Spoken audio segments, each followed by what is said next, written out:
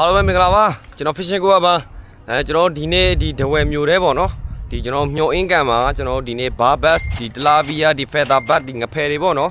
အဲ့၅မျိုးစိတ်၃မျိုးကိုအဓိကကျွန်တော်လာများတာပေါ့နော်ကျွန်တော်လက်ရှိသုံးနေတဲ့အစာတွေနောက်ပြီးတော့ဒီလက်ရှိရထားတဲ့ဒီ result ကိုညီကိုတစ်ချက်ပြမယ် let's go ဒီအသုံးပြုတဲ့ဒီအစာပေါ့နော်ကျွန်တော်ဒီအစာပါဒီဟိုတရုတ်စာပေါ့နော်ဈေးကွက်မှာတော့ပေါ်ပါတယ်ဒီကောင်နေ8500ဒီ1000အောက်ပတ်ချလဲလေးပါပဲဒီကောင်ကတော့ရောဆက်ပုံမှာကြောကျွန်တော်တို့ဒီအစာအနီပေါ့နော်ဒီကောင်ကိုကျွန်တော်တို့ဒီပါမုံနဲ့ဒီအစာနဲ့နောက်ပြီးတော့ဖွဲနဲ့ဒီကောင်၃မျိုးအဓိကရောဆက်ပြီးတော့ကျွန်တော်တို့twine ပါတယ် fishing လုပ်ပါတယ်ဒီကောင်အစာကိုလုံးပြီးသွားလို့ရှိရင်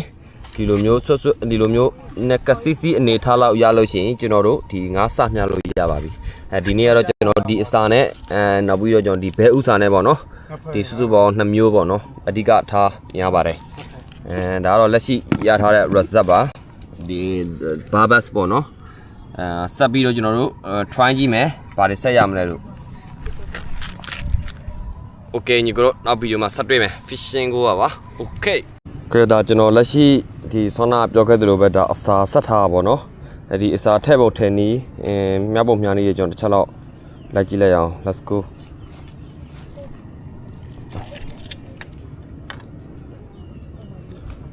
ကျွန်တော်တို့ပုံမှန် site ကတော့ခွန်ရှိကိုပေါ့နော်ခွန်ရှိကိုပုံမှန် site ပါပဲကျွန်တော်တို့စော်လုံးမယ်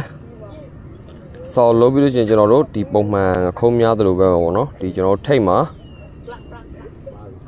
တက်လိုက်ပါမယ်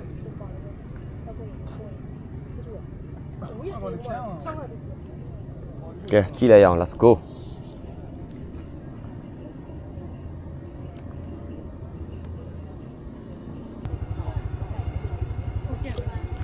ကဲကျွန်တော်တို့ဒီတစ်ခါဒါတော့ဒီဟိုပါပေါ့နော်ဒီငပြင်းမပေါ့နော်ငပြင်းမတော့ကျွန်တော်အင်္ဂလိပ်ခေါ် climbing pass ပေါ့နော်ကျွန်တော်ဆောနာက9မျိုးစိတ်ထည့်ပြောအခုမေးပါတော့ climbing pass ဒီငပြင်းမပေါ့နော်